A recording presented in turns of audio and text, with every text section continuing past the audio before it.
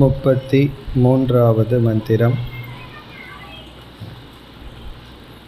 சயோ மனுஷ்யாணாம் ராத்தஹ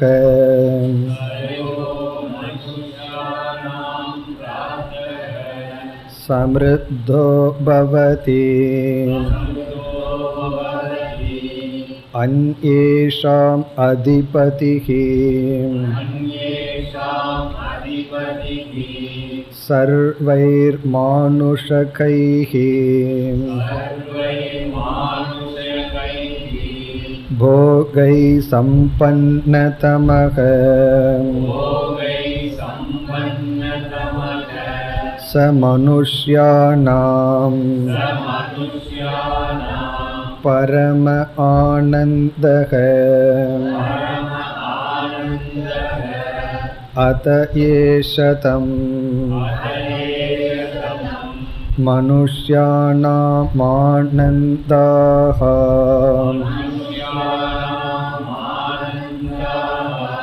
ச ஏக பித்ருணாம் ஜிதலோகானாம் ஆனந்தக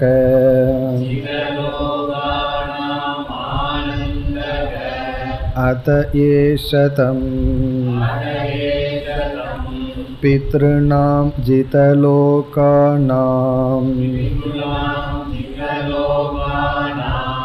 ஆனந்தாஹ ச ஏகோ கந்தர்வலோக ஆனந்தக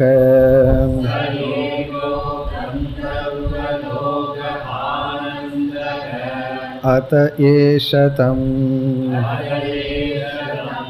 கந்தர்வலோக ஆனந்தாஹ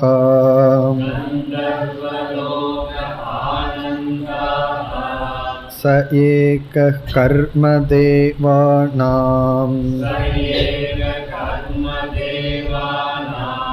ஆனந்தக ஏ கர்மணா தேவத்வம்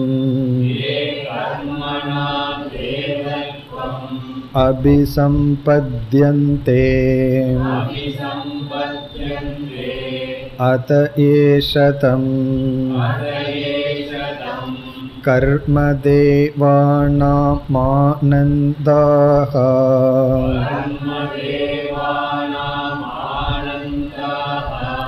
ச ஏக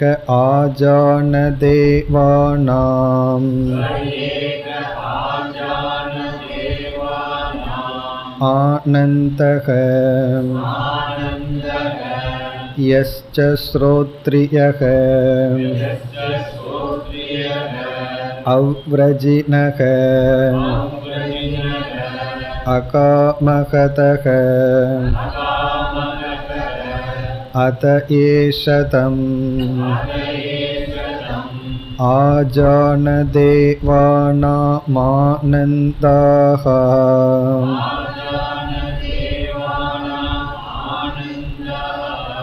ச ஏக பிரஜாபதி லோக ஆனந்தக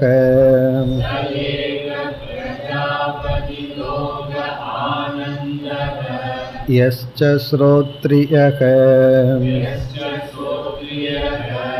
அவ்ரஜினக அகாமகதக அத ஏஷதம் பிரஜாபதி லோக ஆனந்தாஹ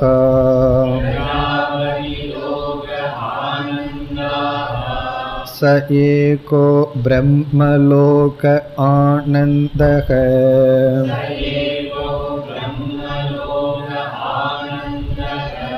யஸ்ச ஸ்ரோத்ரியக அவ்ரஜினக அகாமகதக அத ஏஷக ஏவ பரம ஆனந்தக ஏஷ பிரம்மலோகः सम्राट् इति गोवाच याज्ञवल्क्यः सोऽहं भगवते सहस्रं ददामि अत ऊर्ध्वं विमोक्षायैव ब्रूहीति अत्र याज्ञवल्क्यः बिभयाञ्चकार मेधावी राजा सर्वेभ्यः माम् अन्तेभ्यः उतरैत्सीतिति।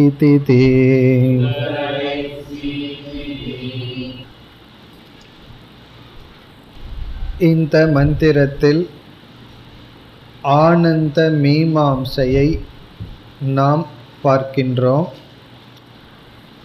தைத்திரிய உபனிஷத்தில் நாம் பார்த்த அதே கருத்துதான் இங்கும் வந்துள்ளது. இந்த ஆனந்த மீமாம்சையை சென்ற வகுப்பில் அறிமுகப்படுத்தி ஒரு சில படிகளை பார்த்தோம்.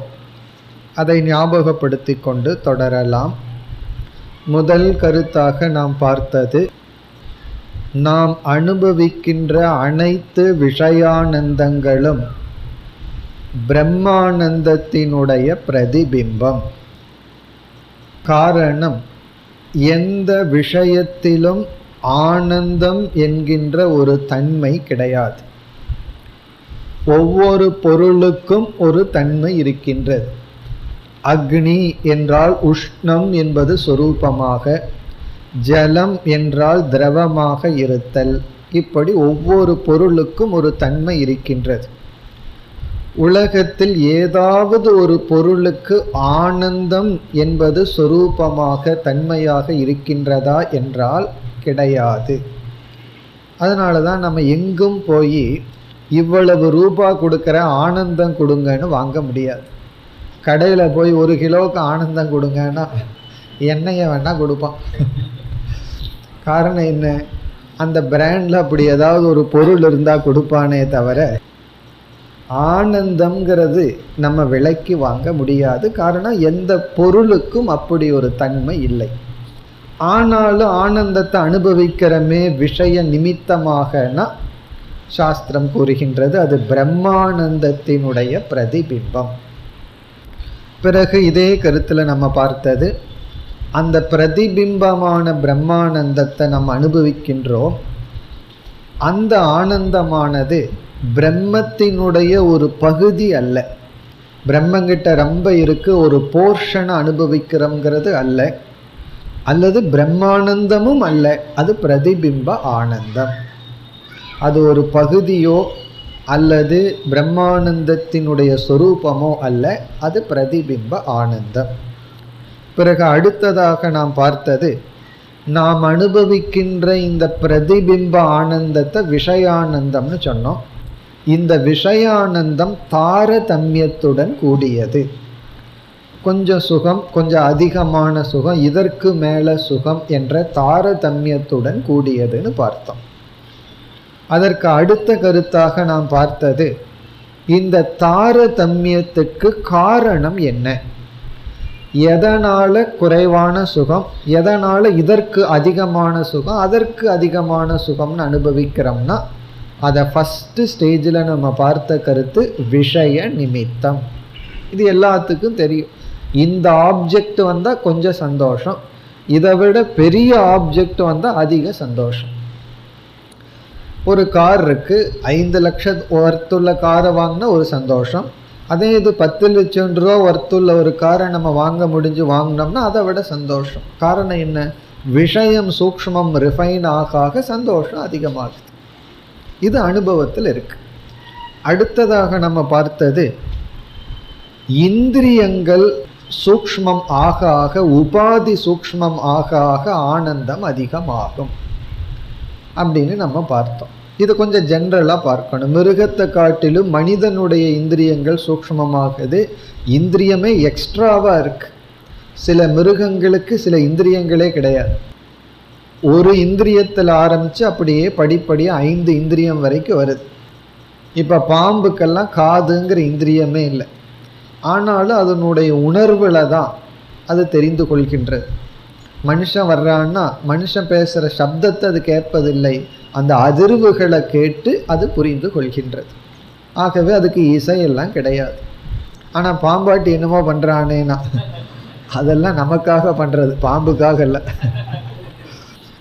ஆனாலும் அதனுடைய அதிர்வுக்கு அது வேலை செய்யுது, அது ஆடுது.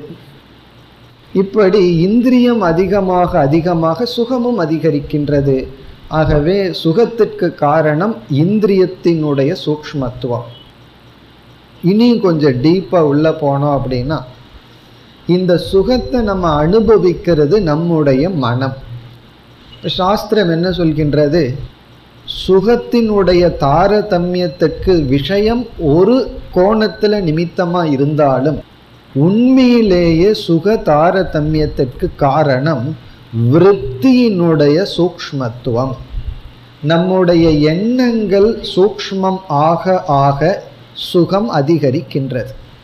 நம்முடைய விருத்தியானது ஸ்தூலமாக ஆக சூக்ஷ்மத்தன்மை குறைய குறைய சுகமானது குறைகின்றது.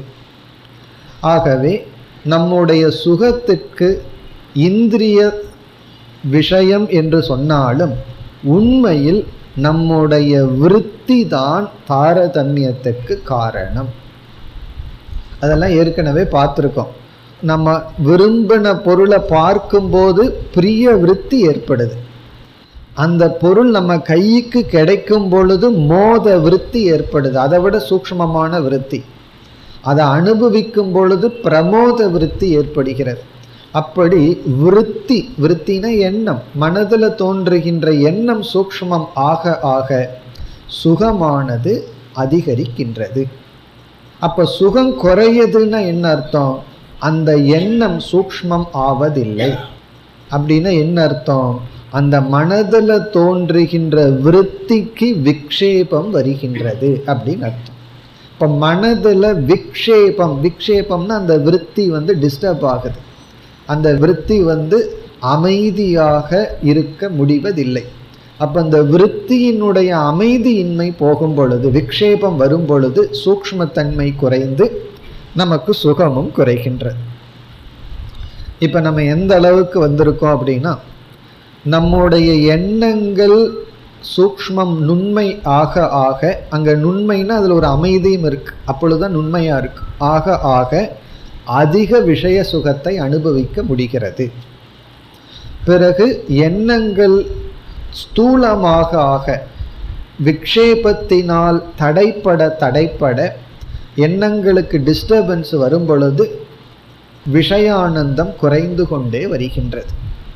இப்போ இதை நம்ம புரிஞ்சிட்டோம்னா நம்முடைய அடுத்த சிந்தனை, அடுத்த கேள்வி எதுவாக இருக்கும்? சரி, எப்படி விருத்தியை சூக்ஷ்மம் ஆக்குவது?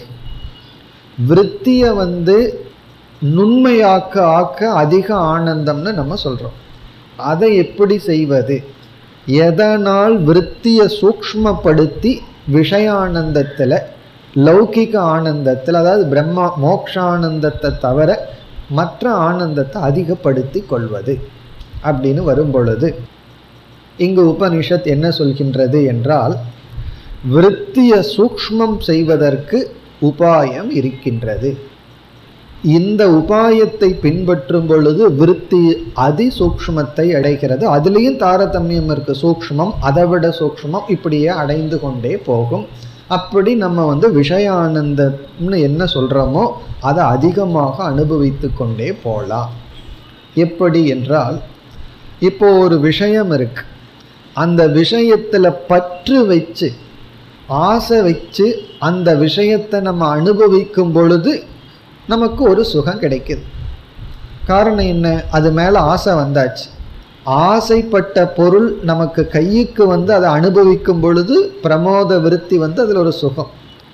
ஆசைப்படாத பொருளை நம்ம அனுபவிக்கிறோம், கைக்கு அவ்வளவு பெரிய சுகம் வருவதில்லை. ஆகவே ஒரு சுகம் நமக்கு வருதுன்னா ஆசை வந்திருக்கணும்.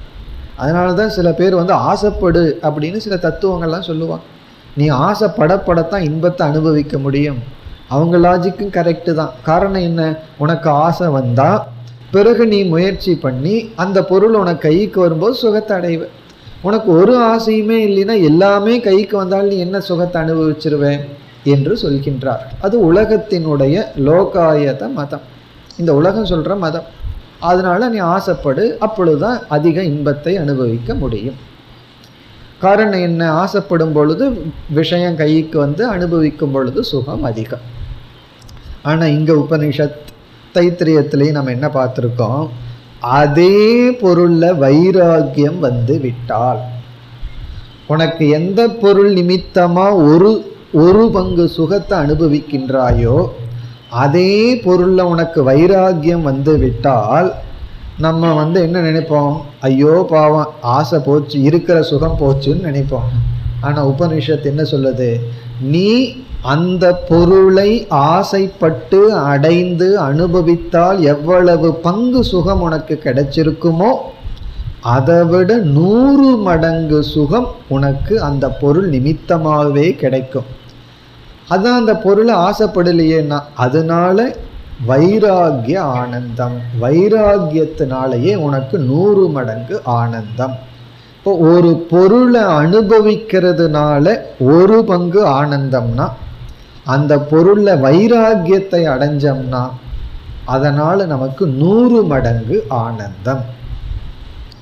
ஏன் 100 மடங்கு ஆனந்தம்?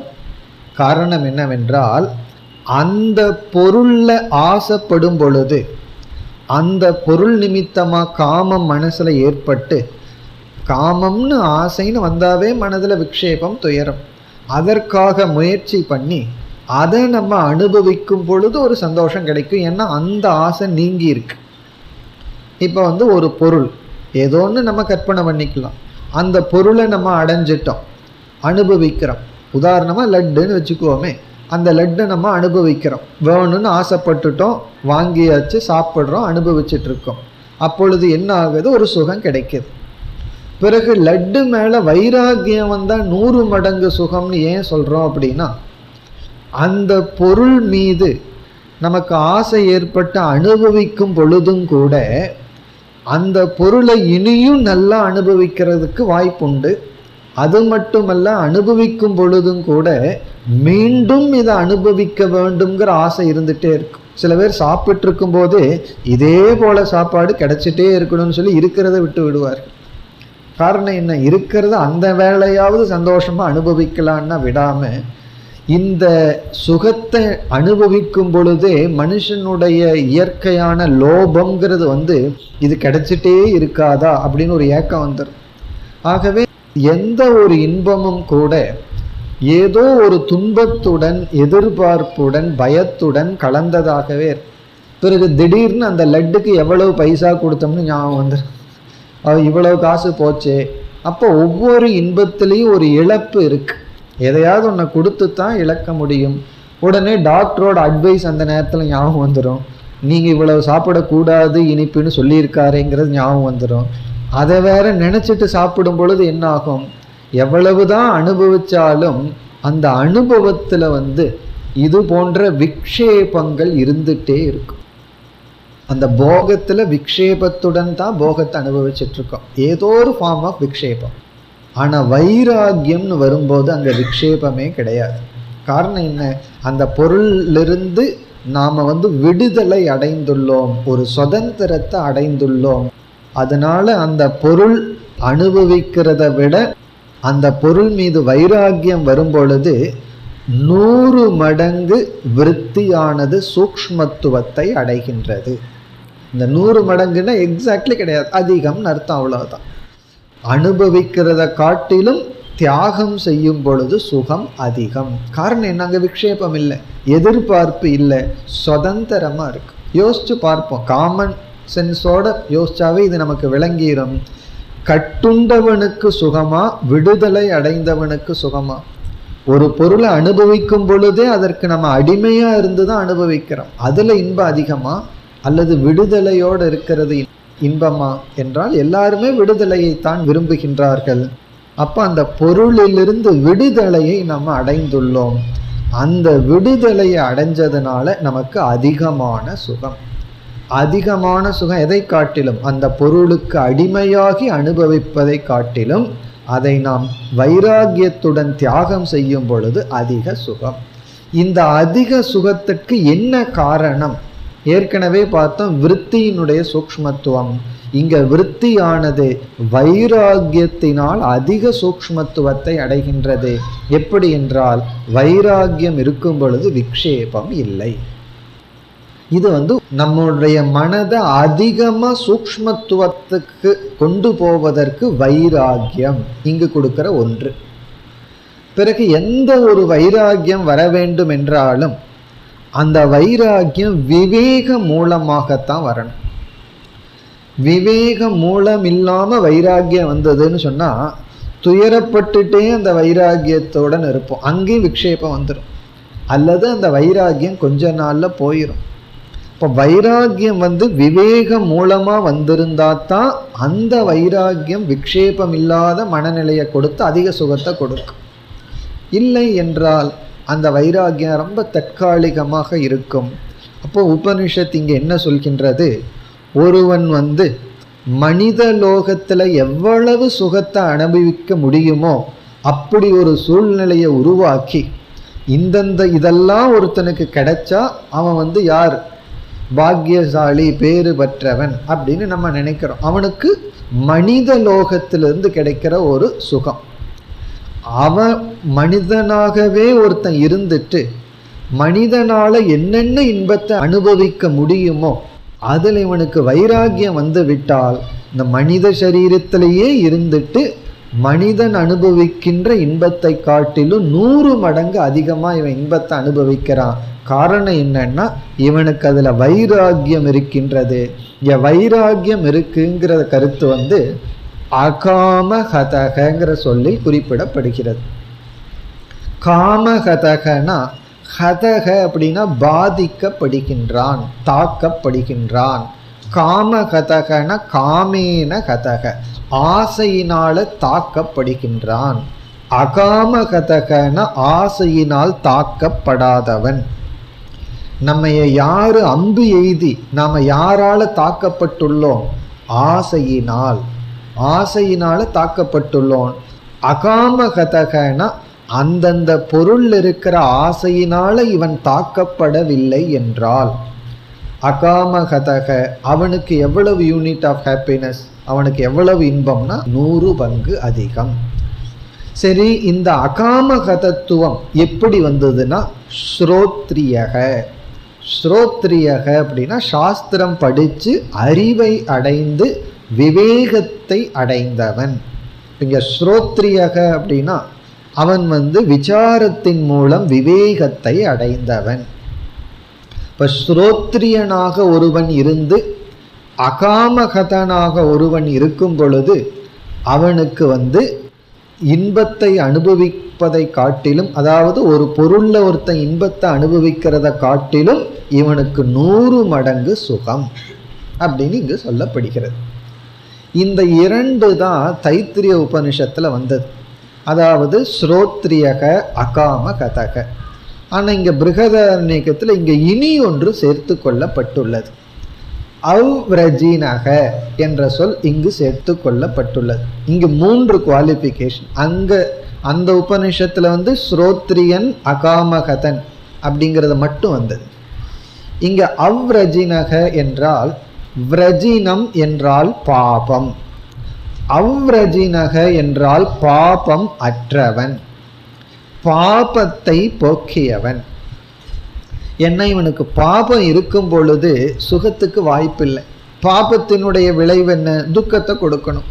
இவனுடைய தலையில பாவம் வண்டி வண்டியா இருந்ததுன்னு வச்சுக்கோமே, இவனுக்கு சுகம் கிடைக்க கூடாது. ஏன்னா பாவம் துக்கம்தான் கொடுக்கணும். இவனுக்கு சுகம் கிடைக்க கூடாதுன்னா விவேகமும் வராது, வைராகியமும் வராது. ஆகவே பாபம் அற்றவனாக யார் இருக்கின்றானோ, யார் ஸ்ரோத்ரியனாக இருக்கின்றானோ, யார் அகாமகதனாக இருக்கின்றானோ அவனுக்கு ஒரு லோகத்தில் கிடைக்கின்ற எவ்வளவு சுகம் இருக்கோ அதை விட அதிக சுகம். இப்போ இங்கே எந்த பேட்டர்ன்ல உபனிஷத் எடுத்துக்கொண்டு செல்கிறதுனா, மனித லோகத்துல இருக்கிறவனுக்கு ஒரு பங்கு சுகம்னா, மனிதனாகவே இருந்துட்டு மனித லோகத்தில் இருக்கிற சுகத்தை தியாகம் செய்தால் 100 மடங்கு சுகம். ஆனா அந்த மனித லோகத்தில் இருக்கிற முழு பற்றை விட்ட கந்தர்வ லோகத்துல ஒருத்தன் இருக்கான். ஒருத்தன் மனுஷ லோகத்தை விட்டுட்டு கந்தர்வ லோகத்துக்கு போயிட்டான். அவன் மனுஷ லோகத்தில் இருக்கிற சுகத்தை எல்லாம் அல்பமா பார்க்கிறான். காரணம் என்ன? இதை விட ரிஃபைன்ட் ஆப்ஜெக்ட் நம்ம கிட்ட இருக்கு அப்படின்னு அவன் கந்தர்வ லோகத்தில் இருக்கிற ஆப்ஜெக்ட்ல பற்றோட இருக்கான். ஆனா மனுஷ லோகத்தில் இருக்கிற எந்த பொருள் மீது அவனுக்கு பற்று இல்லை. இப்ப நம்ம 3 மனிதனை கற்பனை பண்றோம். ஒன்று மனித லோகத்திலிருந்து மனித லோகத்துல பற்றுடையவன், அவனுக்கு ஒரு பங்கு சுகம். இரண்டாவது ஆள் அடுத்த லோகத்துக்கு போயிட்டான். மனுஷலோகத்தை விட்டுட்டு அவன் பித்ருலோகம்னு எடுத்துக்குவோமே. இங்க இரண்டாவது படியா பித்ருலோகம் சொல்லப்படுது. பித்ருலோகத்துக்கு போயிட்டான்.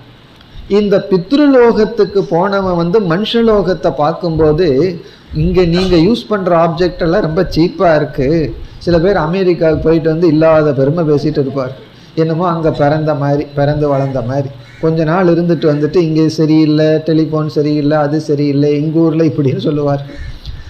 அப்படி சில பேர் இதை விட ரிஃபைன்ட் ஆப்ஜெக்ட்டுக்கு போயிட்டு இங்க ரொம்ப சீப்பா போயிடலாம். அப்ப பித்ருலோகத்தில் இருக்கிற இனி ஒருவன் இரண்டாவது நபர், அவனுக்கு என்ன ஆகுது அப்படின்னா, மனுஷலோகத்தில் இருக்கிற எந்த ஆப்ஜெக்ட் மீதும் பற்று இல்லை. அதனால அவனுக்கு மனிதனா இருந்து மனித லோகத்துல பற்றுடையவனை காட்டிலும் 100 மடங்கு சுகம். காரணம் என்னன்னா, மனுஷ லோகத்தில் இருக்கிற எந்த ஆப்ஜெக்ட்லயும் அவனுக்கு பற்று இல்லை. ஆனா அவன் எங்க மாட்டிட்டு இருக்கான்? பித்ருலோகத்தில் இருக்கிற ஆப்ஜெக்ட்ல அவன் பற்றுடன் இருக்கின்றான். ஏன்னா அந்த லோகத்துக்கு தகுந்த சரீரம், அந்த சரீரத்துல அபிமானம் வச்சதுனால அந்த லோகத்தில் இருக்கிற விஷயத்துல பற்றோட இருக்கான். இனி மூன்றாவது ஆள் ஒருத்தன் இருக்கான். அந்த மூன்றாவது ஆள் கான்ஸ்டண்டா இருக்க போறான். அவன் மனுஷலோகத்திலேயே மனுஷனாவே இருக்கான். இப்ப அவன் பித்ருலோகத்துக்கு போகல. இவன் பித்ருலோகத்துல போய் பித்ருலோகத்தில் இருக்கிற ஆப்ஜெக்டை இவன் அனுபவிக்கல.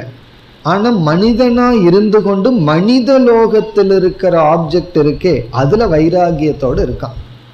மனுஷனா இருக்கான், மனிதன் கொடுக்கிற லோகத்துல கொடுக்கிற இன்பத்துல பற்று இல்லாம இருக்கான். அவனுக்கும் எவ்வளவு சுகம்னா, மனுஷலோகத்துல இருந்து மனுஷலோகத்துல பற்று வைத்துட்டு இருக்கிறவனை காட்டிலும் 100 மடங்கு சுகம். இப்ப 2 ஆளுக்கு 100 மடங்கு சுகம். பித்ருலோகத்துக்கு போனவனுக்கு 100 மடங்கு சுகம். மனித லோகத்துல இருந்து இவன் பித்ருலோகத்துல போய் சுகத்தை அனுபவிக்கணுங்கிற அவசியம் இல்லை. மனித லோகத்திலேயே வைராகியத்தை அடைஞ்சிட்டா 100 மடங்கு சுகம்.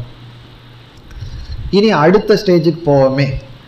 இந்த அடுத்த ஸ்டேஜ் இந்த பித்ருலோகத்திலிருந்து இனி ஒருத்தன் அங்க போய் என்னமோ பண்ணி அல்லது கந்தர்வ லோகத்துக்கு போயிடுறான். கந்தர்வ லோகம் பித்ருலோகத்தை விட ரிஃபைனா இருக்கு. அதை விட கொஞ்சம் அதிகமான சுகம் கொடுக்கிற லோகம். இப்போ இந்த கந்தர்வ லோகத்தில் ஒருத்தன் இருக்கான். அந்த கந்தர்வ லோகத்துல எவ்வளவு சுகம் கிடைக்குமோ அந்த சுகம் பித்ருலோகத்தை காட்டிலும் 100 மடங்கு. இந்த கந்தர்வ லோகத்துக்கு போனவன் பித்ருலோகத்தில் இருக்கிற சுகம் இருக்குல்லவா, அதை தியாகம் பண்றான். அதுல வைராகியம் வந்துடுது. ஏன்னா அதை விட அதிகமா கந்தர்வ லோகத்தை பார்த்துட்டான். ஆனா இனி ஒரு ஆள் இருக்கானே, நம்ம ஆள் யாருன்னா மனித லோகத்திலேயே இருக்கான். அவனுக்கு சங்கல்பத்திலேயே கந்தர்வ லோகத்திலேயும் அவனுக்கு பற்று இல்லை என்றால், கந்தர்வ லோகமே அவனுக்கு வந்தாலும் அவனுக்கு வைராகியம் இருக்குன்னா, அதாவது பித்ருலோகத்தில் இருக்கிற எந்த பொருள் மீது அவனுக்கு பற்று இல்லைன்னா, கந்தர்வ லோகத்தில் இருக்கிறவனுக்கு எவ்வளவு சுகமோ அதே சுகத்தை இந்த வைராகியம் அனுபவிக்கின்றான். அப்ப இங்க வைராகியத்தோட இவன் மனுஷலோகத்துல இருந்து பித்ருலோகம் கந்தர்வலோகம் இப்படி எவ்வளவு லோகத்துக்குள்ள நம்ம போனாலும் அந்தந்த லோகத்தில் இருக்கிற சுகத்தில் இவன் பற்றை விட்டு விட்டால் இவனுக்கு என்ன கிடைக்கும் என்றால் இவனுக்கு 100 மடங்கு சுகம். இவனுக்குள்ள போக போக சில சித்திகள் எல்லாம் கிடைக்கும். மனுஷனுக்கு கிடைக்காத சில சித்திகள், சில தேவதா தர்சனங்கள், சில சக்திகள் எல்லாம் கிடைக்க ஆரம்பிச்சிடும். இதெல்லாம் என்னென்ன, மற்ற லோகத்தில் இருக்கிற தேவதைகளிடம் இருக்கின்ற சில சக்திகள். இதில் ஏதாவது ஒன்றில் மாட்டாமல் இருந்தான்னா அப்படியே போயிட்டே இருப்பான். அதனால தான் பதஞ்சலி சித்திகளை பற்றி பேசும் பொழுது இந்த சித்திகளெல்லாம் மோட்சத்துக்கு தடைன்னு ஒரு சூத்திரத்தில் சொல்லிட்டு தான் அந்த சித்திகளை எல்லாம் அவர் பேசிட்டு இருக்கார். ஏன் அந்த சித்தி வருதுன்னா, இவனுக்கு இந்த லோகத்திலிருந்து சுகத்தை தியாகம் பண்ணிட்டான், வைராக்கியம் வந்தாச்சு, அடுத்த லோகத்தில் தேவதையா பிறக்காமலேயே மனிதனா இருந்துட்டு எக்ஸ்ட்ரா சில சக்திகள் எல்லாம் வர ஆரம்பிச்சிடும். பிறகு அதையும் வைராக்கியத்தோட விட்டு வர வர இவனுக்கு வைராக்கிய சுகம் அதிகரித்து கொண்டே போகும். ஸோ இந்த பேட்டர்னில் தான் இங்கு அமைந்துள்ளது. இப்போ இங்கு ஆனந்த மீமாம்சா என்ற இந்த பகுதியில் நமக்கு என்னென்ன ஞானம், என்னென்ன விஷயங்கள் அறிவு நமக்கு கிடைக்கின்றது என்றால், முதல் கருத்து பிரதிபிம்ப ஆனந்தத்தின் துணை கொண்டு பிம்ப ஆனந்தத்தை புரிந்து கொள்கின்றோம். எப்படி சிதாபாசன் துணை கொண்டு சித் சுரூபத்தை புரிஞ்சுக்கிறோமோ, இந்த உலகத்தினுடைய சத்து இருக்கிறத பயன்படுத்தி சத் சுரூபம் பிரம்மன்னு புரிஞ்சுக்கிறோமோ, அதே போல இந்த ஆனந்த மீமாம்சையில் நமக்கு கிடைக்கிற மைய கருத்து இந்த பிரதிபிம்ப ஆனந்தத்தின் துணை கொண்டு அதற்கு பிம்பானந்தம் மோக்ஷஸ்வரூபமான அல்லது பிரம்மன் ஆனந்த ஸ்வரூபங்கிற அறிவு, இதுதான் முக்கிய கருத்து. பிறகு இரண்டாவது முக்கிய கருத்து என்னவென்றால், இந்த தாரதமிய ஆனந்தம் நாம் விஷய நிமித்தம்னு நினைச்சிட்டு இருக்கோம், அப்படியல்ல, வைராகிய நிமித்தம். நமக்கு இந்த உலகத்திலேயே அதிக ஆனந்தம் வேணும்னு சொன்னால் வைராகியத்தினால தான் அடைய முடியும். அப்போ நமக்கு இந்த ரெண்டு முக்கிய கருத்து கிடைக்கின்றது. ஒன்று பிரம்மன் ஆனந்த ஸ்வரூபம் அப்படிங்கிற ஞானம். பிரம்மன் ஆனந்த ஸ்வரூபங்கிற ஞானத்தை நம்ம எதிலிருந்து அடைகின்றோம்?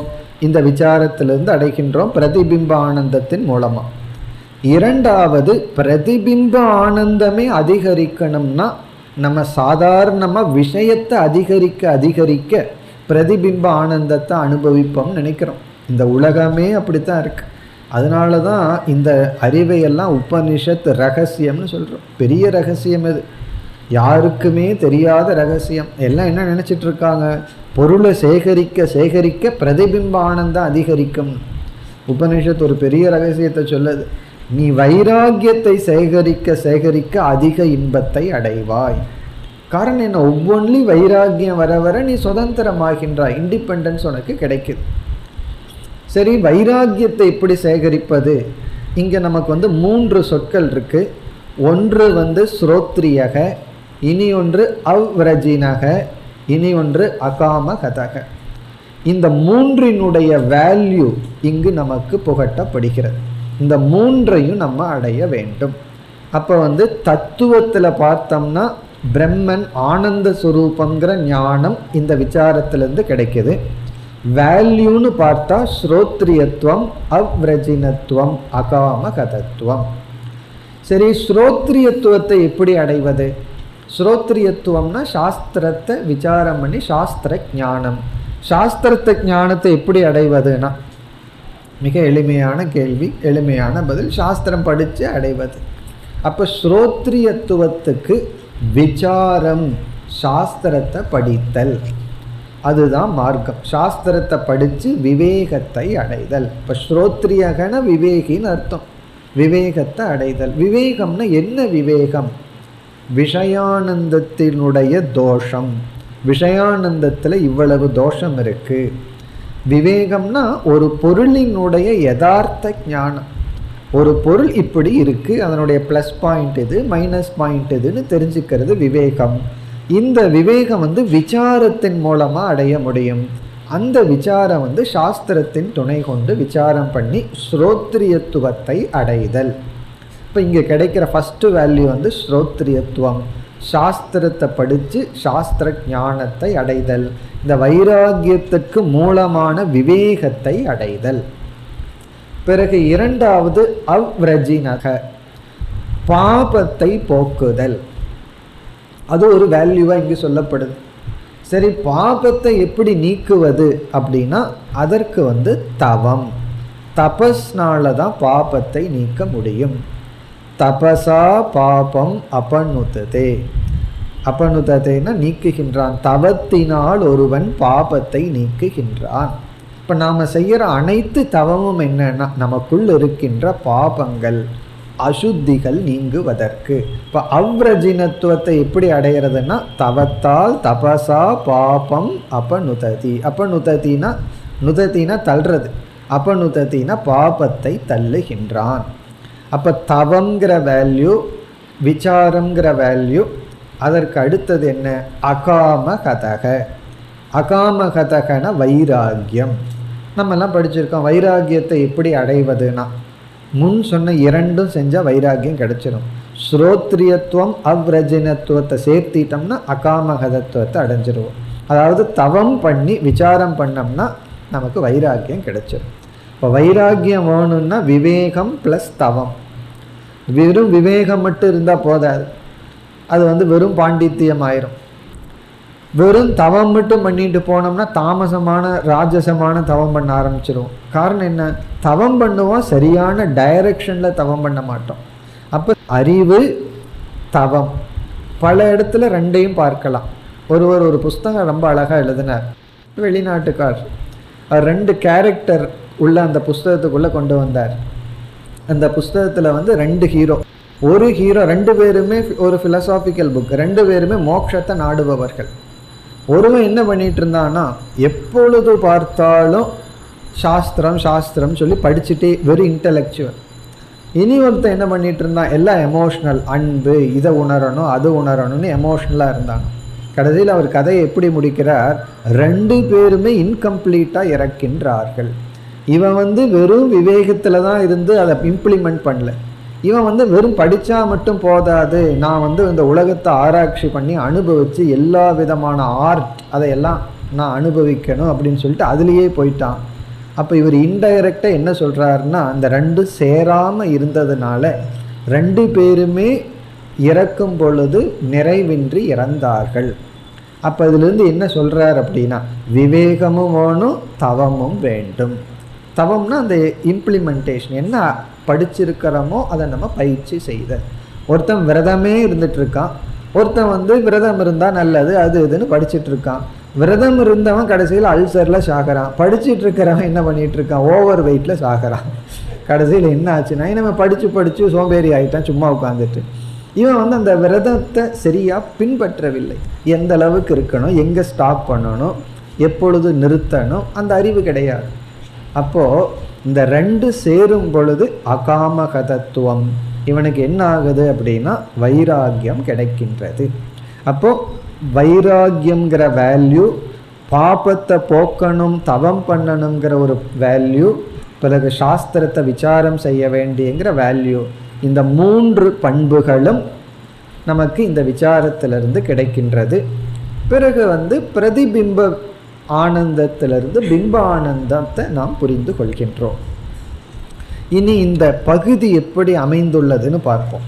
இந்த மந்திரம் எப்படி அமைக்கப்பட்டுள்ளதுன்னா, தைத்திரிய உபனிஷத்தில் 11 ஸ்டெப் இருந்தது. இந்த லோகம் அந்த லோகம்னு சொல்லி மனுஷலோகத்தில் ஆரம்பித்து, மனுஷலோகத்திலிருந்து அடுத்த லோகத்துக்கு ஒருத்தன் போகிறான், அதற்கு அடுத்த லோகத்தில் இருக்கிறவனுக்கு 100 மடங்கு ஆனந்தம்னு 11 ஸ்டெப்.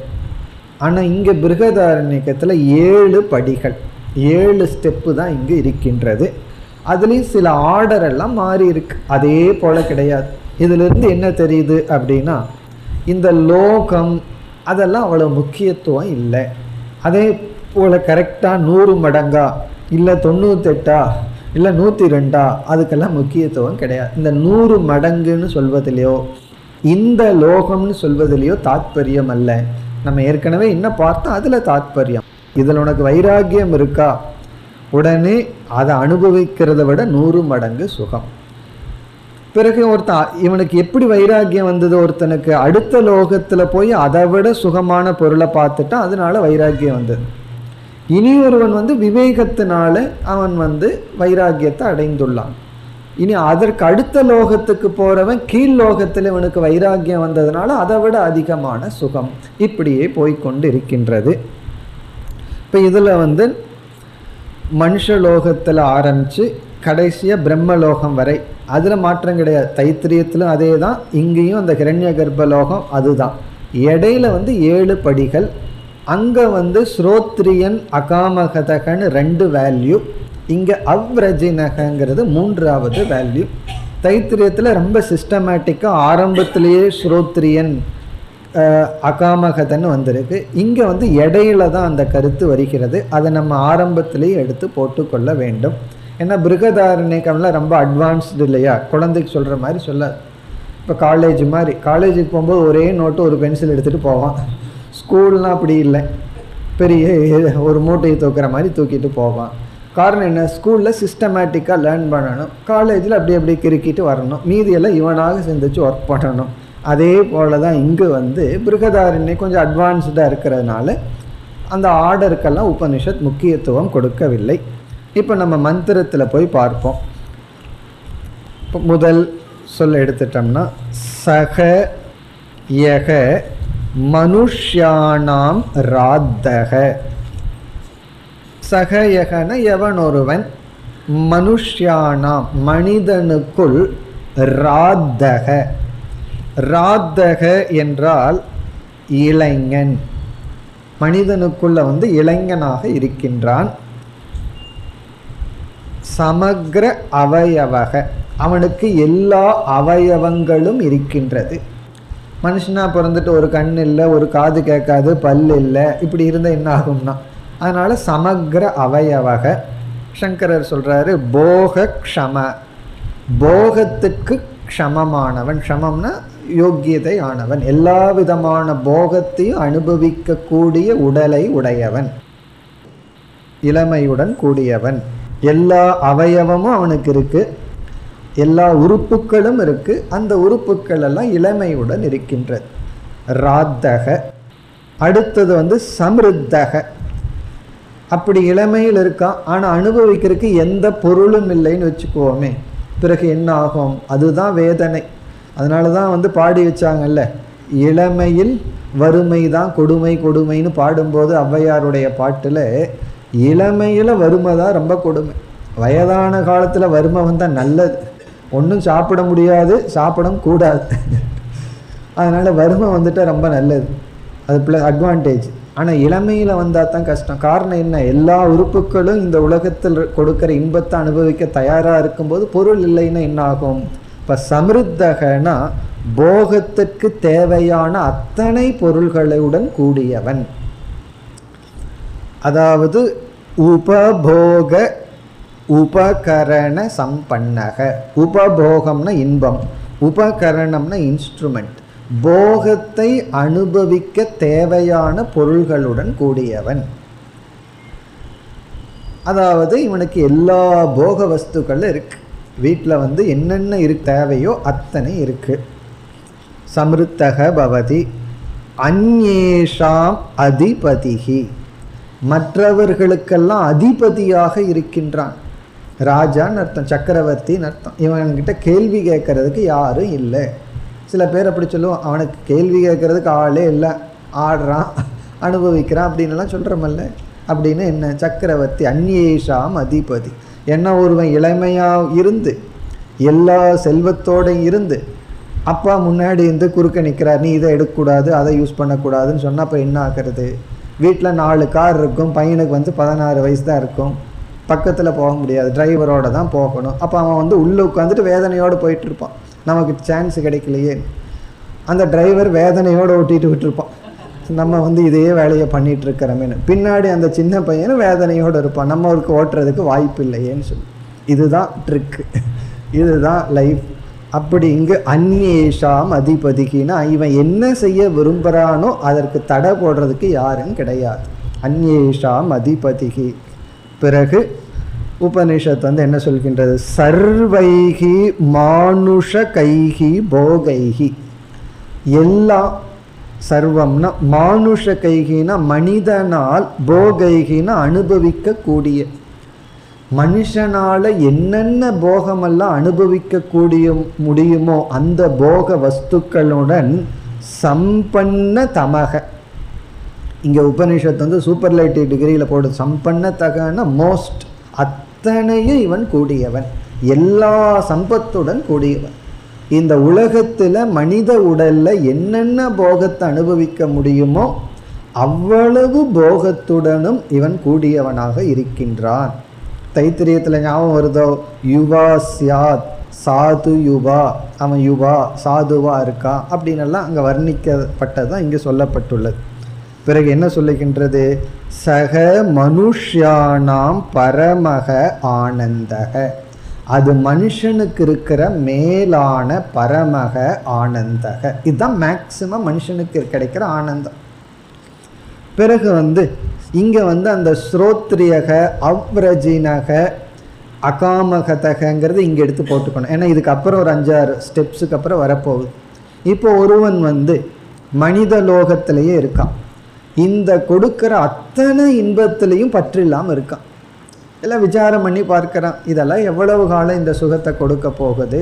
நச்சிகேதனை போல் ஒருத்தன் இருக்கான்னு வச்சுக்கோமே, அவன் என்ன பண்ணுறான், எல்லாம் விசாரம் பண்ணி பார்த்துட்டு அவனுக்கு வைராக்கியம் வந்துடுதுன்னா, இவன் இந்த லோகத்திலேயே இருந்துட்டு இவன் பித்ருலோகத்துக்கு போக வேண்டாம், இந்த லோகத்திலேயே இருந்துட்டு இந்த லோகம் கொடுக்கிற இன்பத்தில் வைராக்கியம் அடைந்து விட்டால் அவனுக்கு 100 மடங்கு சுகம். அதை இங்கே சேர்த்திக்கணும். ஆனால் அடுத்த உபனிஷத்து என்ன சொல்லுது, ஒருவன் வந்து இந்த லோகத்தை விட்டுட்டு அடுத்தது பித்ருலோகத்துக்கு போயிடுறான். அப்படி அவன் பித்ருலோகத்துக்கு போனால் பித்ருலோகத்தில் இருக்கிற பொருள்களை எல்லாம் பார்த்துட்டு மனுஷலோகத்தில் இருக்கிற பொருளை பார்த்தா அவனுக்கு வைராகியம் வந்துடும். இந்த லோகத்தில் இருக்கிற பொருளை விட அதிகமான இன்பத்துடன் அவன் இருக்கின்றான். அப்போது பித்ருலோகத்தில் இருப்பவனுக்கு மனித லோகத்தில் இருப்பவனை காட்டிலும் 100 மடங்கு சுகம். இவ்விதம் ஆரம்பிக்கின்றது. அடுத்தது சக மனுஷ்யானாம் பரமக ஆனந்தக அதயேஷதம் மனுஷ்யானாம் ஆனந்தாக. மனிதனுடைய ஆனந்தம் இருக்கே, மனுஷ்யானாம் ஆனந்தாக, மனிதனுக்கு இருக்கிற ஆனந்தம் இருக்கே, ஏ சதம் 100 மடங்கு ஆனந்தம். அதை அடுத்த ஸ்டெப்பில் இப்போ 2வது படிக்கு வர்றோம். மனுஷனுக்கு எவ்வளவு ஒரு ஆனந்தம் கிடைக்குமோ அதை விட 100 மடங்கு ஆனந்தம் சக ஏகக பித்ருநாம் ஜிதலோகானாம் ஆனந்தக. அது பித்ருலோகத்தில் இருப்பவனுடைய 1 பங்கு ஆனந்தமா. மனுஷலோகத்தில் எவ்வளவு சுகம் இருக்கோ அதை விட 100 மடங்கு சுகம். அது வந்து பித்ருலோகத்தில் இருக்கிறவனுடைய 1 யூனிட் ஆஃப் ஹாப்பினஸ், 1 மடங்கு சுகம். பிறகு செகண்ட் ஸ்டெப்லேருந்து 3rd ஸ்டெப் அதயேஷதம் பித்ருநாம். இங்கே ஜிதலோகானாம்னா பித்ருலோகத்தை வென்றவன், மனுஷலோகத்தை விட்டு 2வது நிலையான பித்ருலோகத்திற்கு போனவன். அதயேஷதம் பித்ருநாம் ஜிதலோகானாம் ஆனந்தக. பித்ருலோகத்தில் ஒருத்தன் இருக்கானே, இப்போ அவனுக்கு எவ்வளவு சந்தோஷம் இருக்கு, மனுஷலோகத்தில் இருக்கிறத விட 100 மடங்கு சுகம். அதெல்லாம் சேர்ந்து அவனுடைய 1 பங்கு, அந்த 1 பங்கினுடைய 100 மடங்கு சுகம் இருக்குமே. பித்ருலோகத்தில் எவ்வளவு ஒரு 100 மடங்கு சுகம் பித்ருலோகத்தில் இருப்பவனுக்கு அது வந்து ச ஏகக கந்தர்வலோகே ஆனந்தக. கந்தர்வலோகத்தில் இருக்கிறவனுக்கு பித்ருலோகத்தில் இருப்பவனை விட 100 மடங்கு சுகம். இப்போ கந்தர்வலோகம்ங்கிறது இங்கே 3rd ஸ்டெப்பாக வருது. அப்படியே 100 பெருக்கிட்டே போனால் எவ்வளவு சைபர் வேணும் அப்படி போயிடும். பித்ருலோகத்தில் இருப்பவனுக்கு வந்து மனுஷலோகத்தை விட 100 மடங்கு சுகம். இனி பித்ருலோகத்தில் 100 மடங்கு சுகம் எவ்வளவு இருக்கோ அது கந்தர்வலோகத்தில் இருக்கிறவனுக்கு 1 மடங்கு சுகம். இங்கே எல்லா இடத்துலையும் அந்த ஸ்ரோத்ரியன் வந்துடணும். மனுஷலோகத்திலே இருப்பவனுக்கு வந்து பித்ருலோகத்தில் வைராக்கியம் வந்துட்டால் அதே சுகம், கந்தர்வலோகத்தில் வைராக்கியம் வந்துட்டால் அதே சுகம். அப்படி நம்ம எடுத்துக்கொண்டு செல்ல வேண்டும். இப்போ 3வது இடம். இனி அதயேஷதம் கந்தர்வலோகே ஆனந்தாக.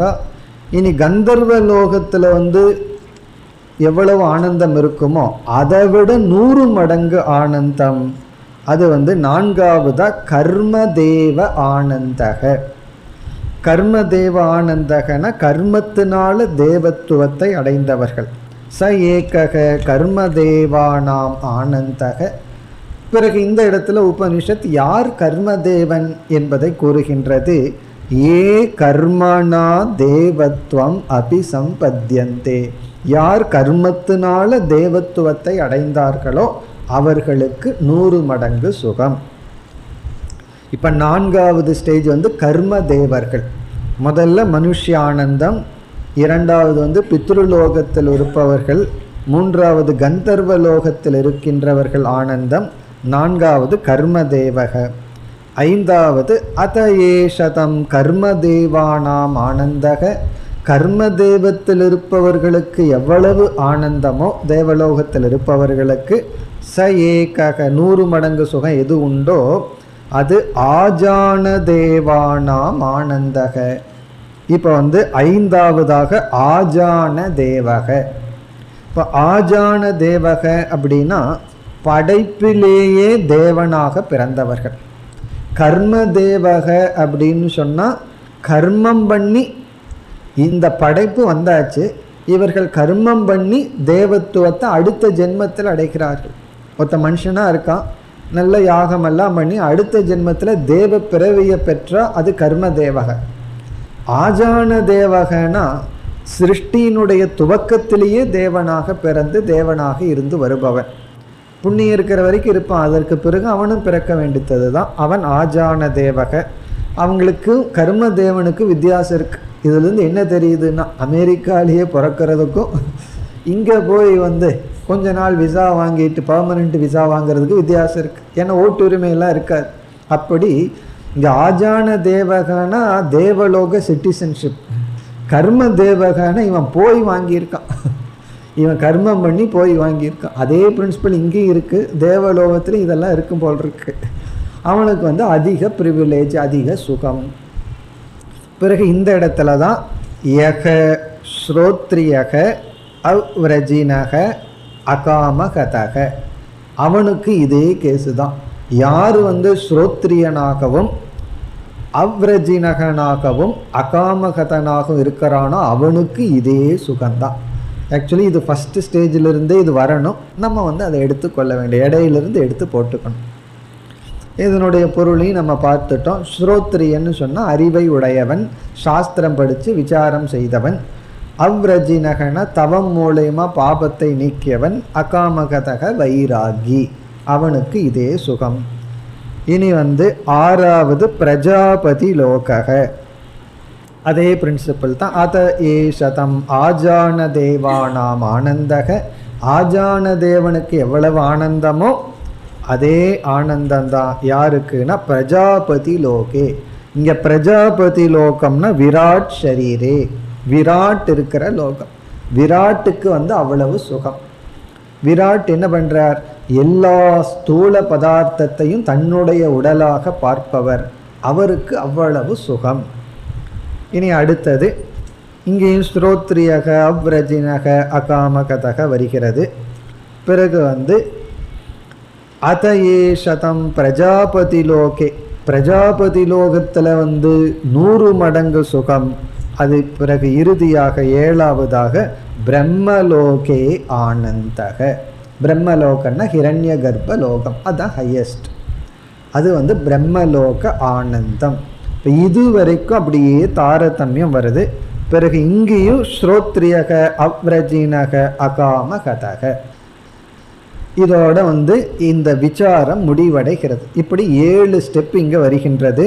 மனிதலோகம், பித்ருலோகம் இரண்டாவது, மூன்றாவது கந்தர்வலோகம், நான்காவது கர்ம தேவர்கள் இருக்கின்ற லோகம், ஐந்தாவது ஆஜான தேவர்கள் இருக்கின்ற லோகம், ஆறாவது பிரஜாபதி லோகம், ஏழாவது பிரம்மலோகம்.